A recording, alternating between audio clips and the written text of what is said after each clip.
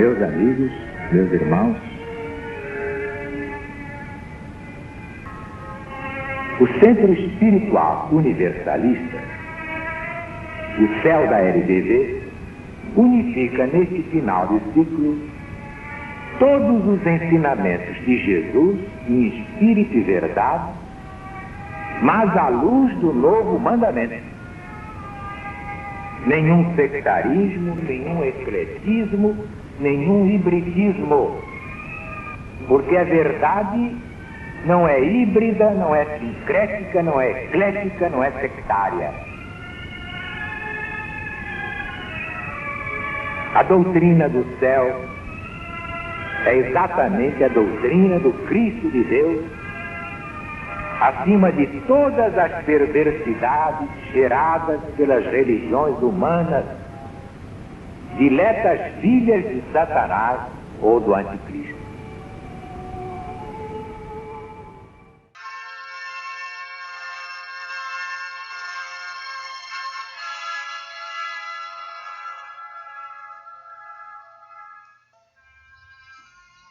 Doutrina do céu, Espírito da verdade.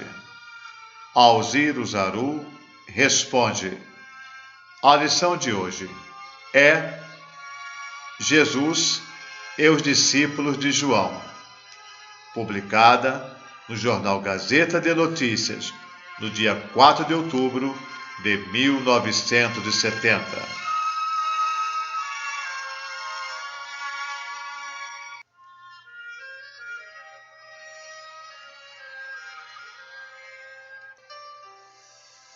Dizem os evangelhos segundo Mateus e Lucas que João enviou 2 de seus discípulos a Jesus para saber se era ele realmente o Cristo anunciado desde Moisés.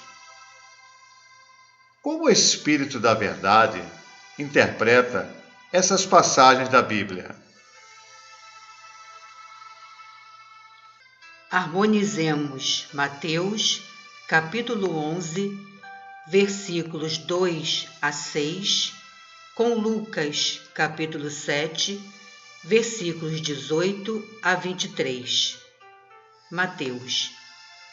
Tendo na prisão sabido das obras de Jesus, João mandou que 2 de seus discípulos fossem ter com ele, dizendo-lhe: És aquele que devia vir ou esperamos outro?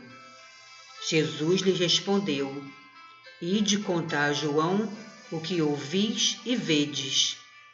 Os cegos veem, os coxos caminham, os leprosos são curados, os surdos ouvem, os mortos ressuscitam. O Evangelho é pregado aos pobres. Bem-aventurado o que não se escandaliza de mim. Lucas. Os discípulos de João lhes referiram todas as coisas que Jesus fazia, e João chamou 2 deles e os mandou a Jesus para lhe perguntarem: És aquele que tinha de vir, ou é outro que devemos esperar? Esses homens, encontrando Jesus, lhe disseram: João Batista nos mandou aqui para te perguntarmos se és aquele que tinha de vir ou é outro o que devemos esperar.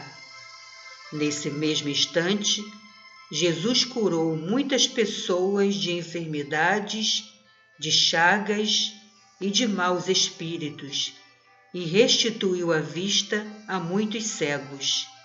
Em seguida, respondendo aos discípulos de João, disse: Ide contar a João o que vistes e ouvistes.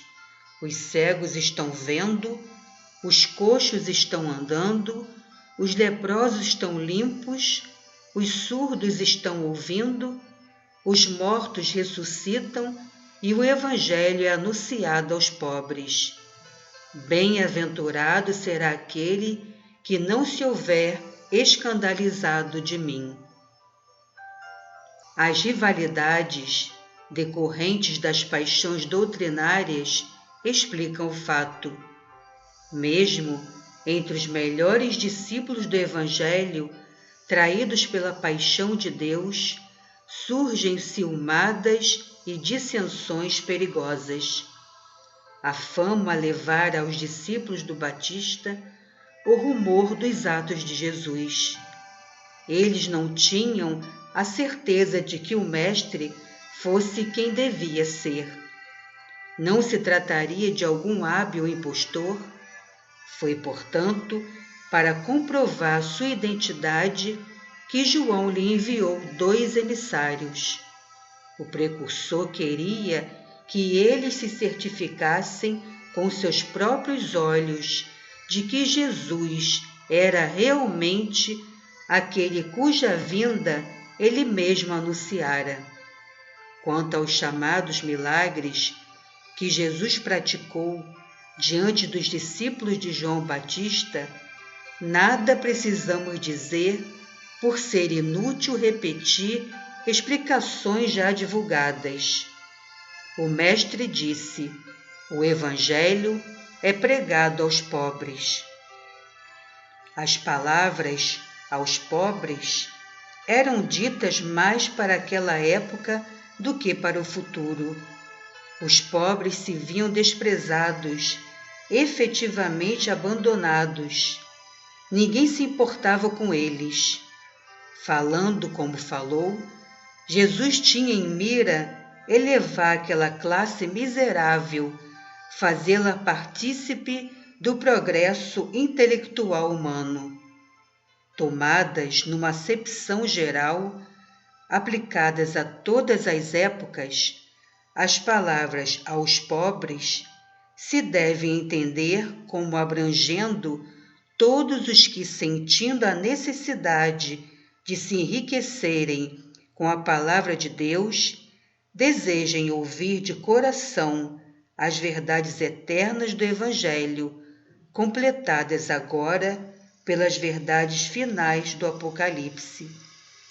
Por isso, advertiu Cristo: bem-aventurado aquele que não se houver escandalizado de mim, quer dizer, repele o Mestre quem rejeita seu ensinamento. Feliz, pois, é aquele que escolhe os seus preceitos e os põe em prática, porque progride e não tem que temer sua repulsa naquele terrível dia do Senhor.